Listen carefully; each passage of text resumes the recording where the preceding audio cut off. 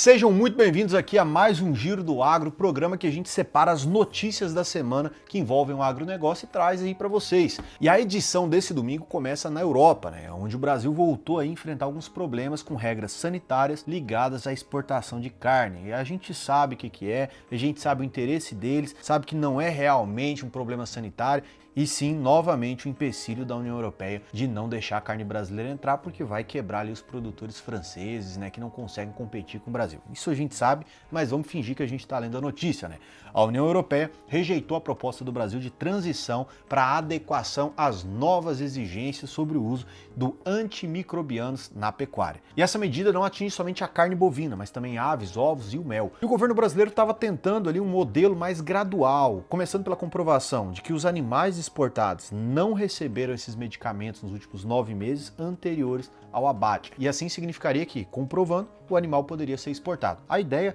era deixar a rastreabilidade completa de toda a vida do animal até 2029. Essa proposta tentou adaptar essas novas exigências europeias à nossa realidade, mas, como a gente falou aqui, não deu certo. E a gente, inclusive, já fez um vídeo no canal aqui sobre a rastreabilidade bovina completa e ela é muito difícil. Se você vai, por exemplo, no interior do Mato Grosso, é muito difícil você pegar um bezerro que ele vem de uma cria, quando ele vai para recria, quando ele vai para engorda, ele passa por várias fazendas diferentes, até ir para um confinamento para ir depois para um frigorífico. Então é muito difícil você impor um rastreamento geral no curto prazo. Isso é um movimento que demora muito para ter viabilidade no Brasil inteiro. E o que deixa bem claro aí que é o interesse político e não sanitário da União Europeia é que o Brasil já proibiu, no fim do mês de abril, a importação, a fabricação, a venda e o uso dos aditivos antimicrobianos que são considerados relevantes para a medicina. Mas os europeus querem garantias completas sobre o controle sanitário ao longo de todo o ciclo produtivo. Então, basicamente, eles estão procurando um pelo em ovo ali para conseguir justificar essa barreira. E apesar dessa negativa, o governo brasileiro anunciou que vai continuar negociando e trabalhando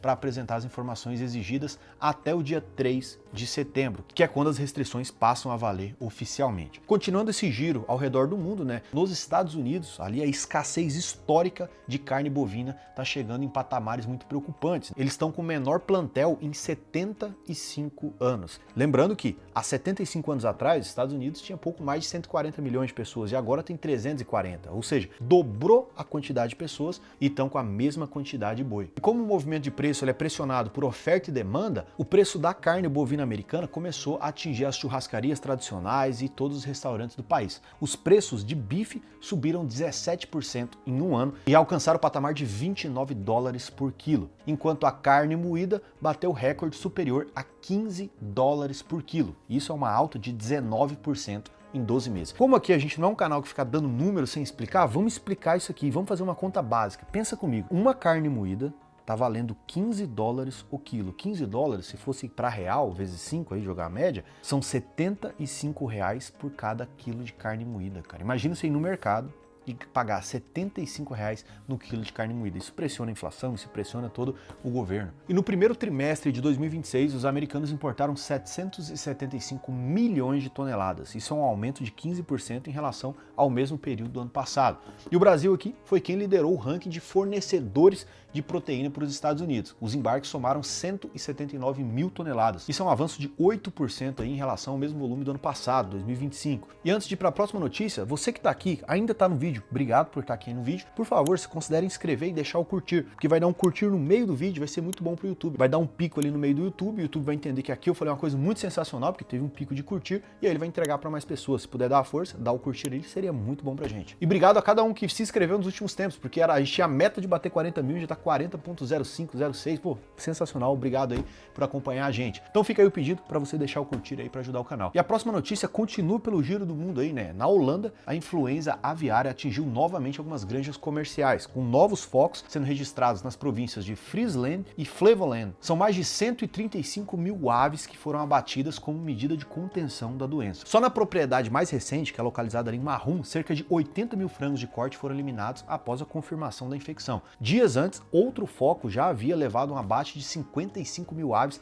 ali em Flevoland. Os novos registros chamaram a atenção porque aconteceram fora do período mais crítico da doença, né? Normalmente é associado ali no outono ou no inverno europeu, que tem uma maior circulação das aves migratórias. As autoridades holandesas criaram zonas de restrição ao redor das propriedades afetadas ali, proibindo ali o transporte das aves, dos ovos, dos resíduos, além de iniciar as investigações para rastrear possíveis contatos de risco e movimentações recentes dos animais. E o mercado acompanhou aí a situação com muita atenção, pelos possíveis reflexos aí sobre a produção, sobre a oferta, sobre o fluxo global de proteína animal. E agora, voltando para o Brasil, a Embrapa divulgou uma nota técnica aí criticando a possibilidade do enquadramento automático de algumas espécies aquícolas na lista nacional de espécies exóticas invasoras. Mesma coisa que aconteceu com a tilápia. E a Embrapa, usando a mente, né, sendo inteligente como a legislação não está sendo, defendeu que qualquer classificação desse tipo tem que ser baseada em estudos específicos, em critérios mais técnicos e detalhados e também a avaliação proporcional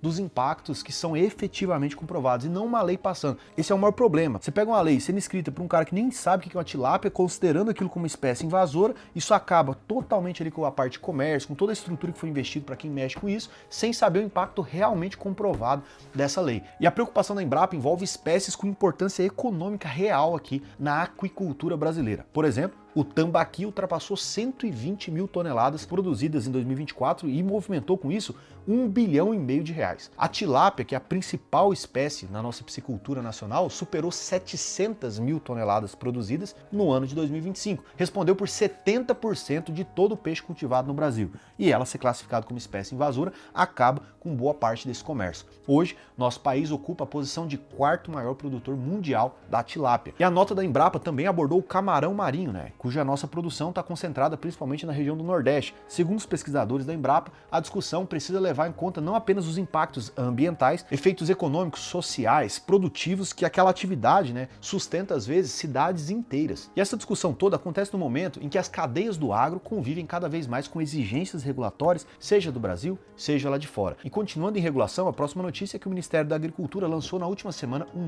novo Sistema Unificado de Informação, Petição, Avaliação Eletrônica. Esse é um nome mesmo, bem grande. Voltado aí para o registro de agrotóxicos e produtos afins no Brasil. O objetivo é desburocratizar, integrar e dar mais transparência ao processo de registro desses produtos, reunindo em um único ambiente os procedimentos que antes precisavam passar separadamente pelo MAPA, né, o Ministério da Agricultura, pela Anvisa e também pelo INBAMA. Agora passa somente por um setor. E esse sistema atende às determinações da nova lei dos agrotóxicos e foi desenvolvido em parceria com o setor privado, né, com participações da Abrapa e também do Instituto Brasileiro do Algodão, que investiram mais de 6 milhões de dólares aí no projeto. E as empresas poderão acompanhar em tempo real o andamento dos pedidos, reduzindo aquele retrabalho, né, o chamado ping-pong, de ir no IBAMA, ir na Anvisa e ir lá no Ministério da Agricultura. E a outra notícia é que no mercado de proteína animal, a MBRF, né, a fusão ali da Marfrig com a BRF, anunciou um investimento de 500 milhões de reais na Gelprime, que é uma empresa especializada na fabricação de gelatina e colágeno. E por que essa empresa vai receber um investimento? Porque a MBRF já tem mais de 50% da participação desde outubro do ano passado. E esses recursos, de acordo com a MBRF, serão destinados à expansão da capacidade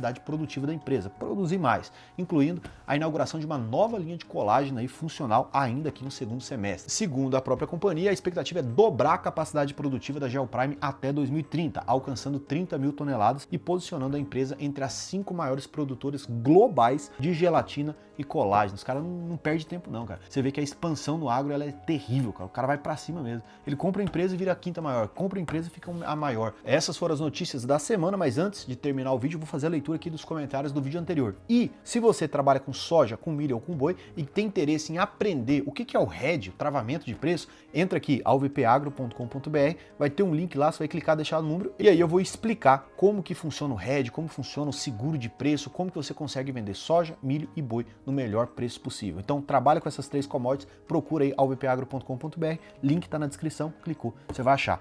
Vamos para os comentários. Pessoal, o Eduardo Vasconcelos sempre está aqui no canal, disse, esse canal vai crescer muito e é muito bom. Obrigado aí, Eduardo, como sempre. E o John disse, bom dia, a UVP Agro também faz contratos de hedge para cacau? Não, cacau não existe o contrato futuro. O hedge ele é formado quando tem um contrato futuro na Bolsa de Valores, ou seja, uma negociação futura que você consegue fazer um seguro ou travar o preço. Só existe soja, milho e boi.